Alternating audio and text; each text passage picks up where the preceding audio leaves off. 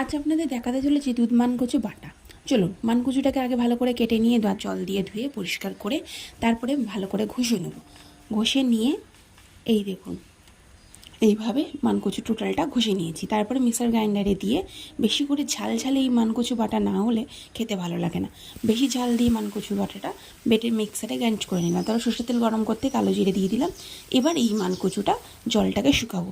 আপনারা যদি এইভাবে খান, যাদের গলা ধরে বা গলা চুলকোয়, এইভাবে খেলে কোনো দিনই গলা চুলকোবে না। তারপর নুন হলুদ দিয়ে ভালো করে জলটাকে শুকিয়ে নেবো। তারপর একটু মিষ্টি আর 2 চামচ নারকেল কোড়া দিয়ে আবার ভালো করে নাড়বো। তারপরে আরও ভালো করে নারকেল দিয়ে নাড়ার পরে 1 চামচ সর্ষে বাটা আবার দিয়ে দেবো। এইভাবে ভালো করে আরও নেড়ে এই দেখুন আমার দুধ মানকচু বাটা রেডি। গরম গরম ভাতে পরিবারের সাথে শেয়ার করুন। নমস্কার।